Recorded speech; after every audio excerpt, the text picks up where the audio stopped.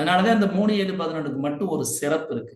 காரணம் என்னன்னா, அது 2-6-10 கொடுக்கக்கூடிய அந்த உணவுகளை எனர்ஜியா மாத்தி, அந்த எனர்ஜி கொடுக்குறதுல அந்த எனர்ஜி என்ன செய்யும், ஸ்ப்ரெட் பண்ற வேலையும் பார்க்கும். எந்த வேலையை வந்து தடுக்க பார்க்கும் அப்படின்னா, உடலில் தேங்கக்கூடிய தேவையில்லாத கழிவுப் பொருட்கள் தேங்கக்கூடிய வேலையும், அந்த கழிவுப் பொருட்கள் தேங்குவதால் ஏற்படக்கூடிய கடினமான நோய்களை தடுக்கக்கூடிய வேலையும், அந்த கடினமான கழிவுகள் தேங்குவதால் ஏற்படக்கூடிய உடல் இழப்பையும் தடுக்கிறது யாருன்னா இந்த 3-7-11. காரணம் என்ன? சாப்பிடுவப்பா, சாப்பிட்டா சரி, எனக்கு உடம்பு ஃப்ரீயா இருக்குப்பா, கலார்னு இருக்குப்பா, நான் பாட்டு போய்கிட்டே இருப்பப்பா அப்படின்னா என்ன அர்த்தம்? ஆட்டோமேட்டிக்கா உடம்பு வந்து நல்ல ஃப்ரெஷ்ஷா வேலை செய்து அர்த்தம். அதனாலதான் அந்த 3-7-11க்கு மட்டும் ஒரு சிறப்பு உண்டு. காற்று தத்துவத்துக்கு எப்போதுமே ஒரு சிறப்பு உண்டு. 2ஆம் பாவத்தில் நுகரக்கூடிய நுரையீரல் மூலமாக நுகரக்கூடிய கிட்டத்தட்ட கோடிக்கணக்கான பைகள் உள்ளது அந்த நுரையீரல்ல. அது வந்து என்ன செய்யுது? காற்றை சுத்தப்படுத்தி மூக்குல நுழையும் போதே பாத்தீங்கன்னா மூக்குல முடி இருக்கும். அந்த மூக்குல முடிங்கிறது வந்து அது ஒரு சும்மா சும்மா ஒண்ணு மூக்குல முடி எங்க எத்தனையோ இடத்துல முடி முளைக்குது, மூக்குக்குள்ள மட்டும் ஏன் முடி முளைக்குது? அது காற்றை சுத்தப்படுத்தக்கூடிய வேலையை செய்யுது. அதற்கு மேலே உள்ள போயிருச்சுன்னா என்ன ஆகும்? நுரையீரல் சுத்தப்படுத்தக்கூடிய வேலையை பார்த்து இதயம், தமனி இருக்கக்கூடிய அத்தனை உறுப்புகளுக்கும் காற்றை என்ன செய்யுது? ஸ்ப்ரெட் பண்ற வேலையை பார்க்குது. அடுத்து என்ன செய்யுது? உடலில் தங்கக்கூடிய அசுத்த காற்றுகளை வெளியேற்ற வேலையும் பார்க்குது. அந்த வெளியேற்ற வேலை பார்க்கறதுனாலதான் நம்ம பார்த்திருப்பீங்க, நம்ம வந்து நிறைய பேருக்கு வந்து பாத்தீங்கன்னா சொல்லியிருப்போம், முக்கிக்கிட்டு சார், ரொம்ப முக்கிக்கிட்டு மோசம் போறா சார், காலையில போனா 2 மணி நேரம் பாத்ரூம்ல உட்காந்துருக்கா சார். ஏன்? சரியா வேலை செய்யல, கல்லீரல் சரியா வேலை செய்யல, குரு சரியா வேலை செய்யல. குரு என்பது எனர்ஜியை கொடுக்கக்கூடியது. குரு என்பது கல்லீரலுடைய பகுதி. குரு என்பது ஒரு குழந்தையை பாதுகாக்கக்கூடிய தாய் ஸ்தானம் குரு என்பது. சரிங்களா? எப்படி நீங்க சந்திரனை சொல்றீங்களோ, குரு என்பது இருக்கிறதே வந்து பாத்தீங்கன்னா மிக மிக முக்கியமான பிளானட் அது. அப்ப அந்த பிளானட்டும் கழிவுப் பொருட்களை வெளியேற்றுதல், உடம்புல இருந்து கழிவுப் பொருட்களை வெளியேற்றக்கூடிய என்ன சொல்றோம், சேட்டன் பிளானட், சிறுநீரகம், சிறுநீரகப்பை, இது ரெண்டும் சரியா வேலைன்னா என்ன ஆகுங்க? மோஷன் போனா முக்கிக்கிட்டு போகுது சார், டைட்டா போகுது சார். அதோட செவ்வாயும் சேர்ந்துக்கிட்டா என்ன சார்? ரத்த ரத்தமா வருது சார், பிளட்டா வருது சார். எப்படி சொல்ல முடியுது? எப்பொழுதும் இயங்கிக் கொண்டிருக்கிற உறுப்புகள். நுரையீரல் வந்து நேற்று தூங்கும்போது ஒரு 10 நிமிஷம் ரெஸ்ட் எடுத்தா அப்படி இருக்கும் உங்களுக்கு. இதயம் ஒரு 5 நிமிஷம் ரெஸ்ட் எடுத்து வரப்போனா இருக்கும். கண்ணுக்கு ஓய்வு கொடுக்குறீங்க, வாய்க்கு ஓய்வு கொடுக்குறீங்க, சரிங்களா? உடல் உறுப்புகள் வந்து கை கால் எல்லாத்துக்கும் ஓய்வு கொடுக்குறீங்க. சிறுநீரகம், நுரையீரல், இதயம், கல்லீரல், இதுக்கெல்லாம் ஓய்வு கொடுக்கணும்னு நினைச்சீங்கன்னா நம்ம அவ்வளவுதான்.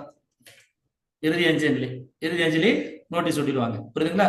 அப்ப 4ஆம் பாவத்தில் உட்கார்ந்து ஒரு பிளானட் குருவோட சனி சேரும் பொழுது அது 4ஆம் பாவத்தை தொடர்பு கொண்டால் உடலில் கழிவுப் பொருட்களை தேங்க வைக்கும். ஏன்னா நான் ஏன் சொல்றேன் அகம் நல்லா படிச்சுக்கிறேன்னு சொல்றேன்னா, நீங்க 4ஆம் பாவம்னா வீடு, அந்த வார்த்தையை விட்டுட்டு வரமாட்டீங்க. 4ஆம் பாவம் என்பது நிலைத்திருத்தல். 4ஆம் பாவம் என்பது வந்து பாத்தீங்கன்னா ஒரு விஷயத்தை கட்டுப்பாடா வச்சுக்கிறது. எனக்கு வந்து விந்தே வெளியேறாதுங்க, அது பெருமை இல்லை. எனக்கு வந்து சுக்கிரன் சனி நாளோட சேர்றதுனால எனக்கு வந்து அந்த செக்ஸ் மூடே வரலங்க, அது பெருமை இல்லை. அது பெருமை இல்லை. நான் வந்து ரொம்ப யோக்கியங்க, ஒழுக்குங்க, அது பெருமை இல்லை. இயற்கை என்பது எல்லா கழிவுப் பொருட்களையும் உடலிருந்து வெளியேற்றதுக்காக என்ன செஞ்சிருக்காங்க? 9 விதமான தோரங்களை கொடுத்துருக்காங்க. நான் ஏற்கனவே சொல்லிட்டேன், 7 கிரகங்கள் தான் முதல்ல, ராகுக்கு இதெல்லாம் அப்ப இல்லை. அந்த 7 தோரங்களும் இங்கே அமைஞ்சிருச்சு. 2 கண்ணு, 2 மூக்கு, 2 காது, 1 வாய், 7. அந்த அடிஷனலா 2 என்ன இருக்கு? சிறுநீரகம், தெரியுதுங்களா? அடுத்து என்ன செய்யணும்? ஆசன வாய். 9 பகுதிகள் மூலமா வெளியேறதுல இந்த 2 பகுதியை, ஆசன வாய் பகுதியும் சிறுநீரகம் செல்லக்கூடிய பகுதிகளுக்கு முக்கியமான காரணம் யாரு? சனி. கழிவுப் பொருட்களை வந்து உடலில் நீங்க உண்ணக்கூடிய உணவுகளில் இருக்கக்கூடிய நச்சுத்தன்மை நீக்கக்கூடியது யாரு? கல்லீரல். அதனுடைய வேலை ரொம்ப பெரும்பங்கு, கல்லீரலுடைய பங்கு வந்து பெரும்பங்கு. உடல் இருக்கக்கூடிய உறுப்புகளே பெரிய உறுப்பு வந்து பாத்தீங்கன்னா கல்லீரல் தான். அப்ப அதற்கு வந்து என்ன செய்யறோம்? டிஸ்டர்ப் இல்லாம என்ன செய்யணும்? உணவுகளை கொடுத்து பழகணும். உணவுகள் எப்படி கொடுத்து பழகிறது?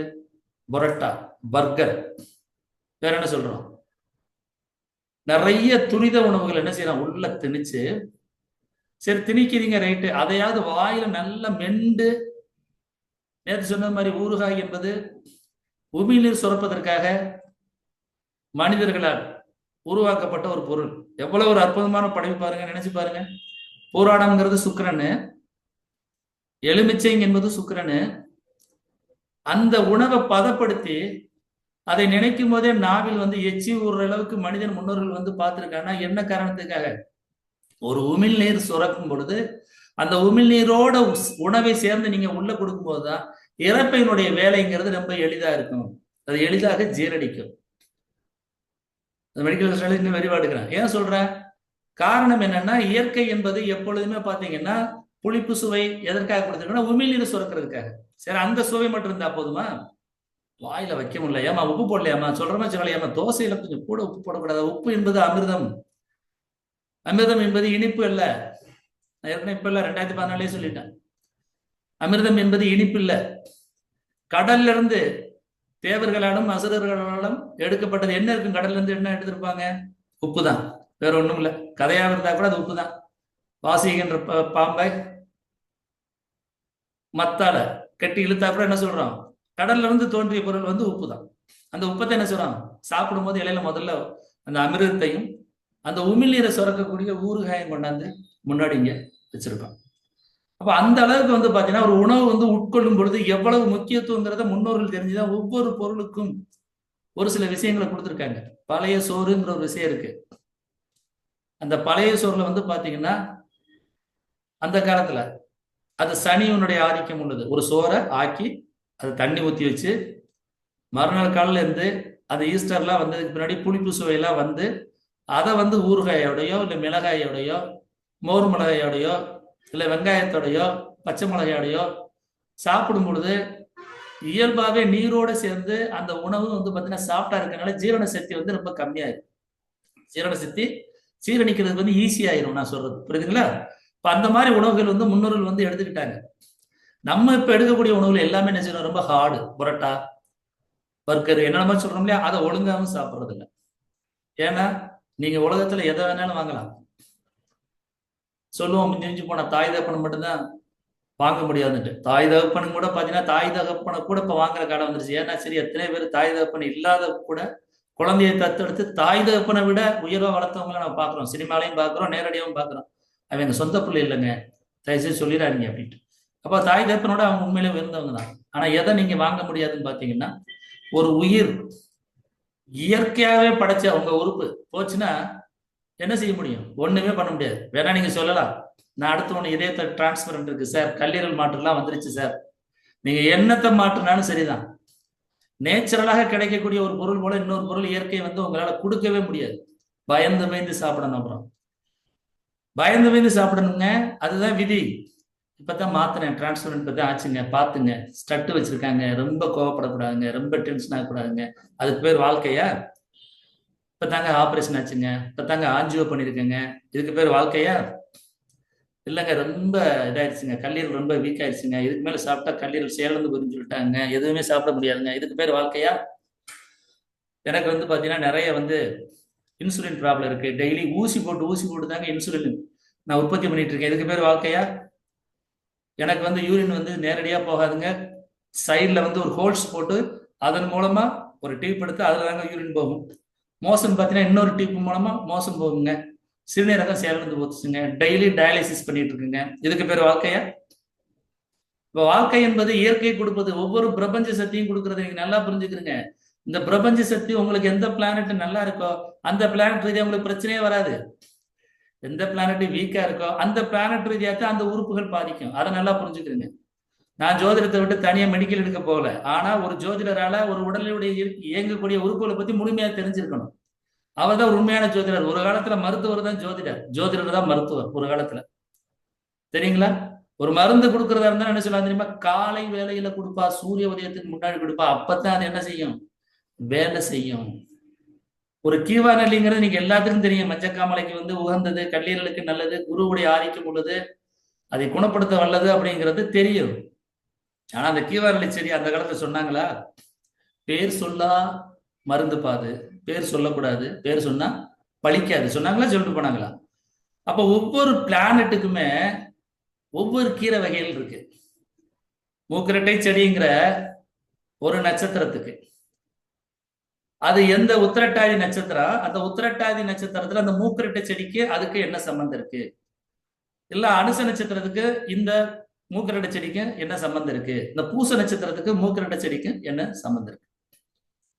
மூக்கிரட்டை கீரை சாப்பிட்டா உடல்ல இருந்து கழிவு பொருட்கள் ஃப்ரீயா போகும்.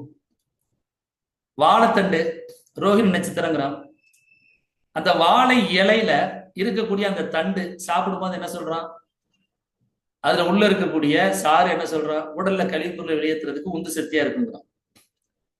ஆவாரம்பு குருவுடைய ஆதிக்கம் உள்ளது, அருகம்புல் சூரியனுடைய ஆதிக்கம் உள்ளது. ஒன்று என்ன சொல்றோம், நட்சத்திர ரீதியாக இயற்கையோட விசாகமாகவும் உத்திராடமாகவும் பின்னி பிணைஞ்சு போயிருக்கு நம்ம உடல்ல ஓரக்கூடிய அனைத்து வித உறுப்புகளையும் இயக்கக்கூடிய பொருள் மட்டும்தான் இந்த உலகத்துல இருக்கு. அதுல உயிரை எடுக்கக்கூடிய உணவு இருக்கு, அரளிப்பட்ட மாதிரி, அரளி செடி மாதிரி. அது உத்திராட நட்சத்திரத்துக்கு உத்திர நட்சத்திரத்துக்கு உரியதா இருந்தா கூட அது உயிரை எடுக்கக்கூடிய ஒரு சில மூலிகைகளும் இங்க கொடுத்துருக்காங்க. அது நெருஞ்சி முள்ளா இருக்கட்டும், எல்லாம் நீங்க ஒரு கிராமங்கள்ல போய் வாழும் பொழுது அந்த ஒவ்வொரு செடியுமே நட்சத்திர ரிலேட்டடா உண்டு. எதுவுமே இயற்கை சும்மா படைக்கல, வேஸ்டா எதையும் படைக்கல. ஒரு பாலாட்ட முளையா இருக்கட்டும், ஒரு நெருஞ்சி முள்ளா இருக்கட்டும், எல்லாமே இயற்கை மனிதனோட சார்ந்தும் மனிதனோட சுற்றி வாழக்கூடிய உயிரினங்களோட சார்ந்துதான் பாத்தீங்கன்னா எல்லா இயற்கை இருக்கு. ஒரு நாய் போய் டாக்டர் நிக்காது, நீங்க வேணா கூட்டு போய் உடனே டாக்டர் நிக்கலாம். அந்த காலத்துல நாய்க்கு ஏதாவது ஒரு உணவு கெட்ட உணவுனா அது ஏதாவது ஒரு மூலிகை போய் தேடி போய் சாப்பிட்டு கொஞ்ச நேரத்தை அது உடனே தானா சரிப்படுத்திக்கிறோம். எந்த வித உயிரினங்களும் பாத்தீங்கன்னா சரிங்க டாக்டர்கிட்ட போறதில்ல. அதாவது அதனுடைய வாழ்க்கையில வாழ்றதுக்க அதனுடைய மூலிகைகளை சாப்பிட்டு கரெக்டா என்ன குணப்படுத்திக்கிறது. ஆனா மனிதர் மட்டும்தான் பாத்தீங்கன்னா பயந்து பயந்து வாழ்றது. என்னால ஜாதகம் படிக்க முடியுமா சார், நீங்க இவ்வளவு விஷயங்கள் சொல்றீங்க சார், எதுவுமே இல்லை, வெறும் 12 நம்பர் தான். நான் அது வரையும் சொன்னது இந்த 3, 7, 11 எதுக்கு சொல்ல வந்தேன், இந்த 4, 8, 12 செயல்பட விடாமல் தடுக்கக்கூடிய பாவம். அதனாலதான் எப்பொழுதுமே இந்த காற்று சக்திக்கு ரொம்ப பவர் உண்டு, காற்று சக்திக்கு எப்போதும் பவர் உண்டு. தெரியுதுங்களா, சொல்றாங்களா என்ன. இந்த நேரத்துல நறுக்குன்னு கால் நேரத்துல எதிர்க்குமா அப்படியே குத்துது சார், வாய் குத்தா இருக்குன்னு பாருப்பாங்க, வாய் குத்தா இருக்குன்னு பார்ப்பாங்க. சாப்பிட்ட சார், கேஸே பிரியல சார், அப்படியே வயிறை போட்டு அப்படியே மப்பளா உட்காந்துருக்கு சார், மாத்திரை போட்டதான் சார் எனக்கு கேஸே பிரியுது. பாக்குறோம் ஒவ்வொரு மனிதனையும் நீங்க பார்க்கும் பொழுது அது கிரகங்களாக நீங்க என்னைக்கு யூகிக்கிறீங்களோ அப்பவே நீங்க சூப்பர் ஜோதிடர் ஆயிடலாம். ஒருத்தர் காலு கிண்டி கிண்டி நடந்து வர்றான், ரைட்டு, சனியுடைய ஆதிக்கம் சரியில்லை. அது எந்த நட்சத்திரமா இருக்கணும் வரையும் நான் சொல்லித்தரேன். கை ஊனமா இருக்கு, எந்த பிளானட் அங்க ட்ரபிள் கொடுக்குது. எனக்கு வயிறு உப்புலா இருக்கேன், எந்த பிளானட் அங்க ட்ரபிள் கொடுக்குது.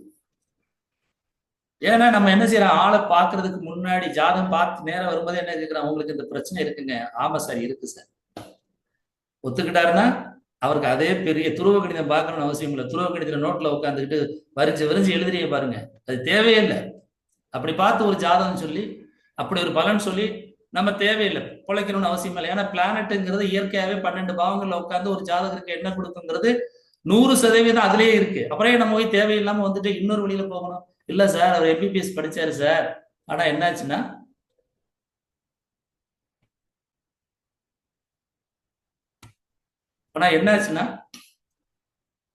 ஒரு லெவலுக்கு மேல அவரால் பாஸ் பண்ண முடியல, அதனால இன்னொரு சர்டிபிகேட் போட்டுட்டு அவர் டாக்டர்னு சொல்லிட்டு தர சொன்னா ஒத்துக்குருவீங்களா சொல்லுங்க.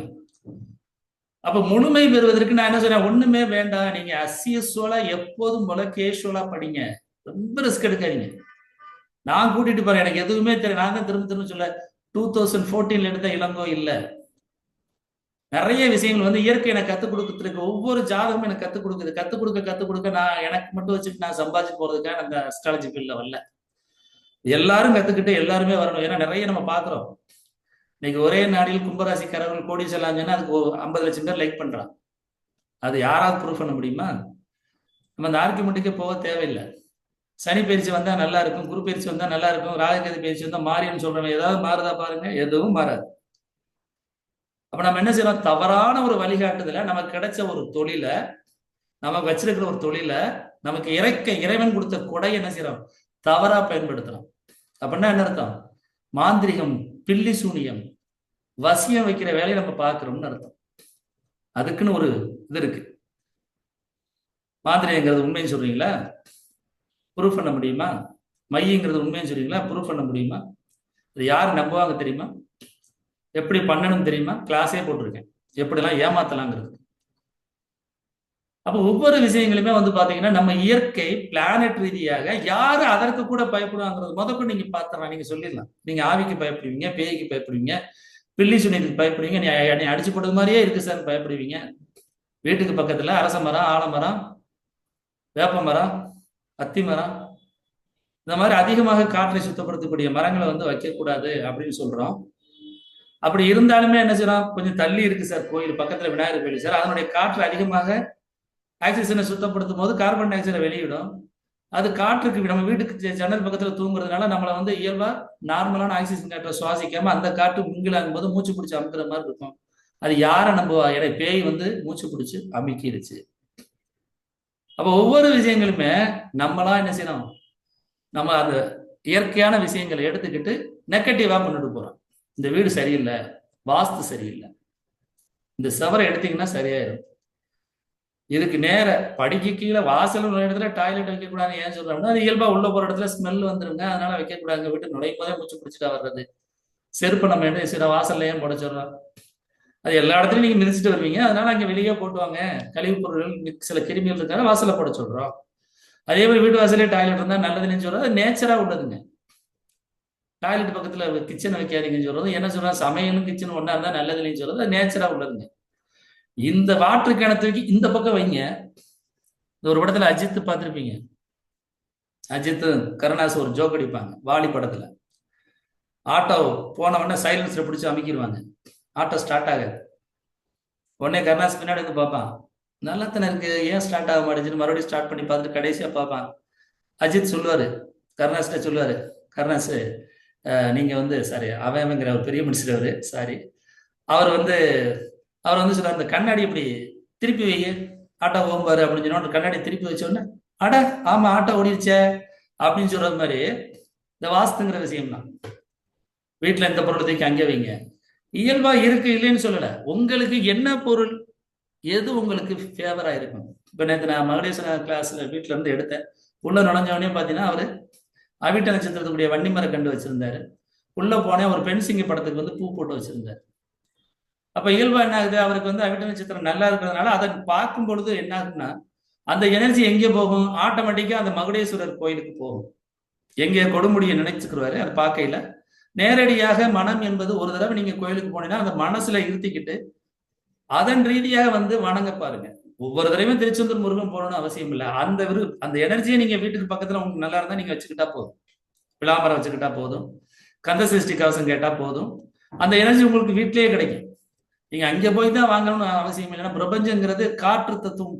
காற்றுங்கிறது உலகம் முழுவதும் சுற்றிட்டு ஒரே இடத்துல இருக்காது. அதனாலதான் சொல்லுவாங்க தூண்ல இருக்கு துரும்புல இருக்குன்னு சொல்றாங்கன்னா ரீசன் அதுதான். அதனால ஒரு இடத்துல இப்ப நான் திருக்கோயிலில் போய் ஆள வந்தார் உலகளந்த பெருமாள் ஒரு தடவை கும்பிட்டேன்னா போதும், நான் நிலை நிறுத்திக்கிட்டேன்னு அர்த்தம். அந்த போட்டோ எதுக்கு வைக்கிறேன், பார்க்கும் பொழுது ரைட்டு என்னுடைய எனர்ஜி வந்து என்னுடைய வேவ் லென்த் என்னுடைய மனசு அங்கே போகும். இயற்கை அந்த சக்தியை கொடுத்துருக்கு. அந்த 3-7-11 அந்த சக்தியை கொடுத்து மனம் என்கிற ஒரு விஷயம் வந்து பாத்தீங்கன்னா சரி எங்கே தொடர்பு கொள்ளுது, 9ஆம் பாவங்கிற இறைவனுடைய சக்தியோட. ஏற்கனவே சொன்ன மாதிரி 1-5-9 நெருப்பு தத்துவத்தோட இந்த காற்று தத்துவம் மிங்கில் ஆகுறதுனால 9ஆம் பாவங்கிற இறை சக்தியோட இந்த 3-7-11 வந்து மிங்கில் ஆகுது. மன ரீதியாவே கும்பிட்டு என்ன செய்யலாம், திருப்தி பட்டுக்கலாம். அப்போ ஒவ்வொரு விஷயங்களுமே வந்து பாத்தீங்கன்னா நம்ம என்ன நினைக்கிறோம்னா அங்கே போனா போதும், பொதுவான விஷயங்கள் எடுத்துக்கிறாருங்க. திருப்பதி போனா பணக்காரரா ஆயிடலாம். எத்தனை பேர் பணக்காரரா இருக்க, இந்த திருப்பதியில இருந்து ஒருத்தர் படிக்க வந்திருக்காரு ஏதாச்சும், அந்த ஊர்ல இருக்காரு, அந்த மாவட்டத்திலே இருக்காரு, சித்தூர் மாவட்டத்திலே இருக்காரு.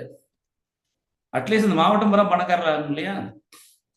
எவ்வளவு மணி நேரம் 3 நாள் 4 நாள்லாம் போய் நின்று வர்றாங்க. ரொம்ப எனக்கெல்லாம் பார்த்த ரொம்ப சங்கடமா இருக்கு. ஏன் அவங்க இவ்வளவு தூரம் யாரையா கஷ்டப்பட்டு வர சொன்னா அப்படின்ட்டு. ஆலயங்களுக்கு நீங்க போங்க, நான் தவறு சொல்ல, நானுமே ஆலயங்களுக்கு கூப்பிடத்தான் செய்யறேன். ஆனா 5 மணி நேரம் 6 மணி நேரம் நின்று ஒரே நாள்ல இறைவனே எங்கே இயற்கைங்கிறது எங்கேயே ஓடி போறது மாதிரி ஒரே நாள்ல இடிச்சுக்கிட்டு நின்று சாப்பிடாம கொள்ளாம அதுவும் சின்ன பிள்ளைல கையில வச்சுக்கிட்டு அது எவ்வளவு பெரிய கஷ்டமான சூழ்நிலை தெரியுமா? அப்படிலாம் நின்றீங்கன்னா உங்களுக்கு இயல்பாவே பார்த்தீங்கன்னா நேரம் சரியில்லைன்னு அர்த்தம். அந்த பிரபஞ்சத்துல டெய்லி கரண்ட் பார்க்கும்போது நேரம் சரியில்லைன்னு அர்த்தம். 8 மணி நேரம் 9 மணி நேரம் ஒரு கோயில் போய் நின்றீங்கன்னா அர்த்தம் உங்களுக்கு நேரம் சரியில்லைன்னு அர்த்தம். இயற்கையை எப்போதுமே பார்த்தீங்கன்னா எப்படி எப்படி கும்பிடணும்? 9ஆம் பாவங்கிறது என்ன? ஈஸியா கும்பிடுறதுன்னு அர்த்தம். நீங்க போய் என்ன செய்றீங்க? 8ஆம் பாவத்தை பயன்படுத்திக்கிட்டு போய் நான் வந்து திருவண்ணாமலை அன்னைக்கு போயிட்டு பார்த்தீங்கன்னா கிரிவலங்க சரி கூட்டம்ங்க, கிட்டத்தட்ட 2 நாள் நின்று கும்பிட்டு வந்தேன்.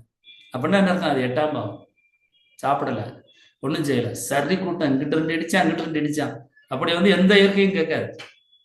அது போக போக உங்களுக்கே தெரியும். ஜட்ஜெக்ட் எப்படி நீங்க சாமி கும்பிடுறது ஜட்ஜெக்ட் இருக்கு. எந்த ஆலயத்துக்கு நீங்க போகலாங்கிற ஜட்ஜெக்ட் இருக்கு. அதெல்லாம் நம்ம பின்னாடி எடுப்போம். ஓகேங்களா?